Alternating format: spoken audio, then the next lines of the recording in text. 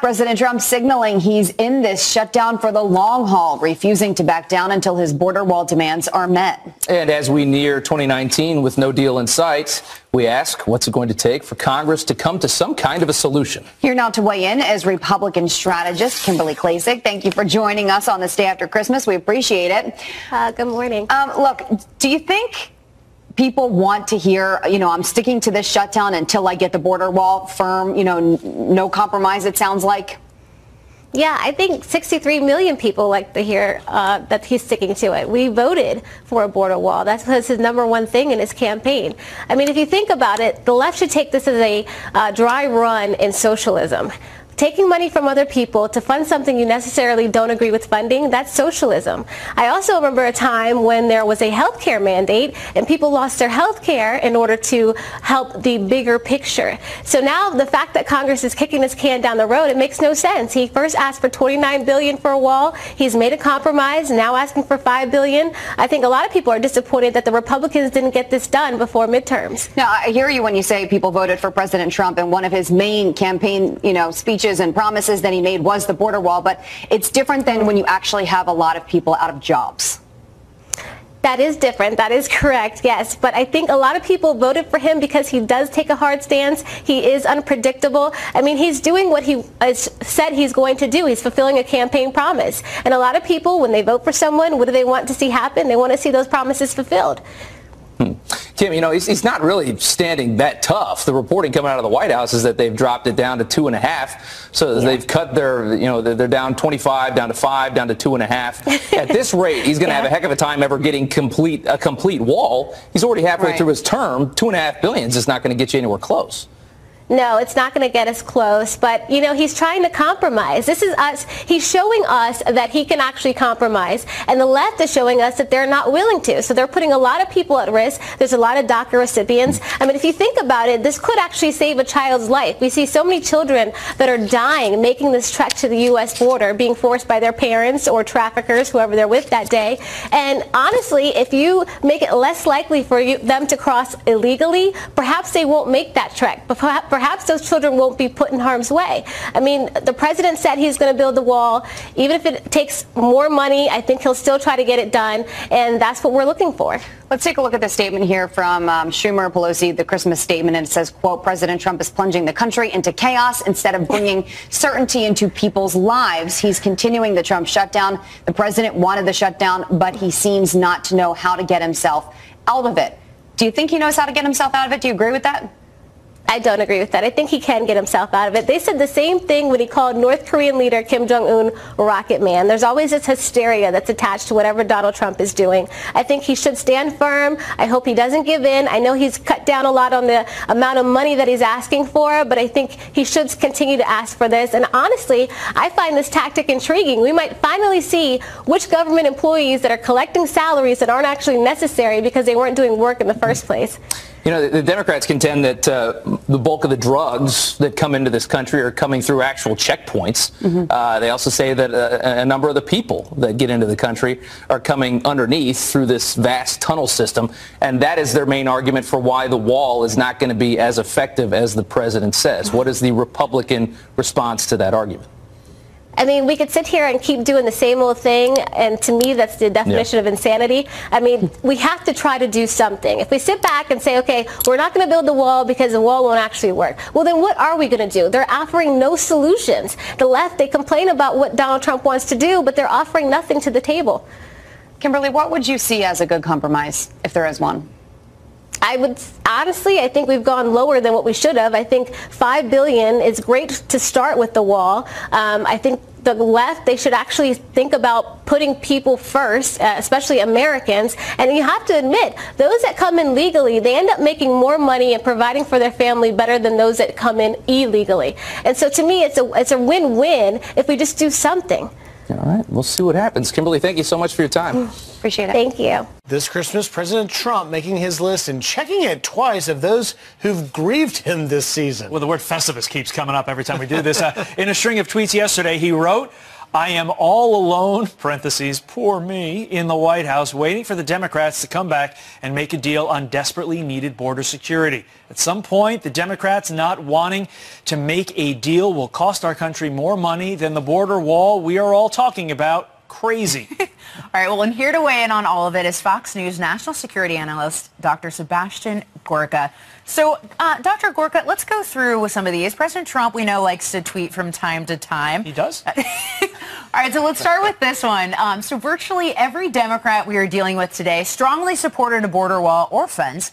It was only when I made it an important part of my campaign because people and drugs were pouring into our country unchecked that they turned against it. Desperately needed. Tell us a little bit about that one. Merry Christmas, everybody. Merry Christmas.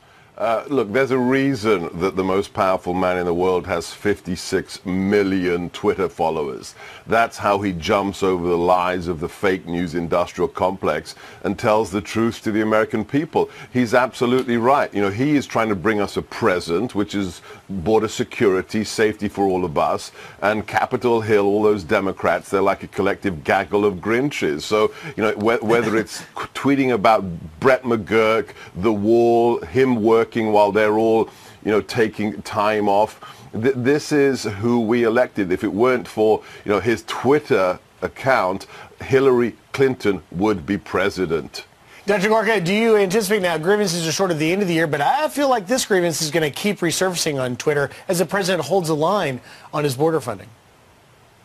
Right, and he's going to keep on tweeting about it. He became the president for one reason alone. He loves this country. He saw that D.C. was broken, the swamp didn't work, and he wants to fix it. He didn't become president because he wanted that massive government paycheck. I mean, he's donating it back to the government. He didn't do it because he wanted the fame. I think the name Donald Trump was pretty well a known global brand before he ran for president.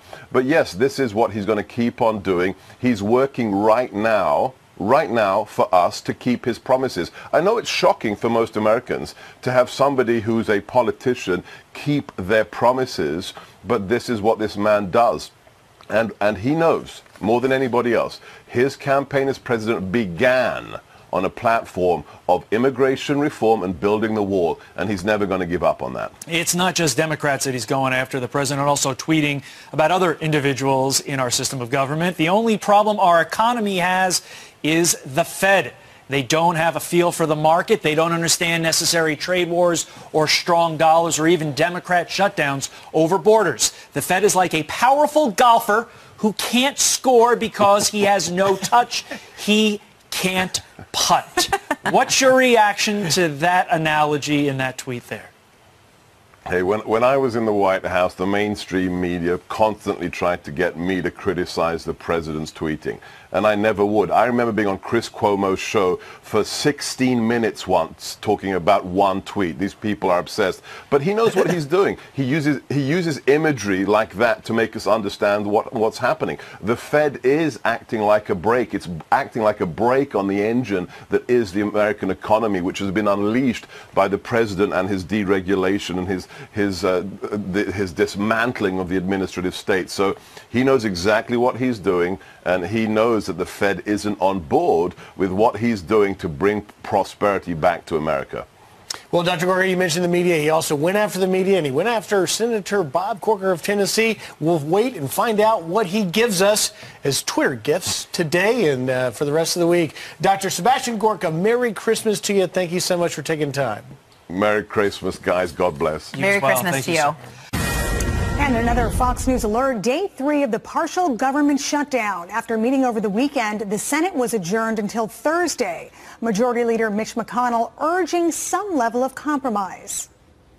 The president, from whom we will need a signature, and Senate Democrats, from whom we will need votes, reach an agreement. No procedural votes, no test votes, just a meaningful vote on a bipartisan agreement whenever that is reached. And it's my hope that it's reached sooner rather than later. Our Ellison Barber is at the White House tracking all of this. And Ellison, is the White House still saying they must have that $5 billion for border security or no deal? Well, they've come down from that number a little bit. We've repeatedly heard the White House say, they've been saying it all weekend, that they need $5 billion for border security and some sort of physical barrier. A senior administration official briefed reporters on Saturday and said that that was what they expected from Congress. But of course, things move pretty fast around here. And with 24 hours of that official briefing, reporters, Vice President Mike Pence and Budget Director Mick Mulvaney were on their way to Capitol Hill to meet with Democratic Senator Chuck Schumer and give him a counter offer. The White House says that offer is somewhere between $1.3 billion and $5 billion.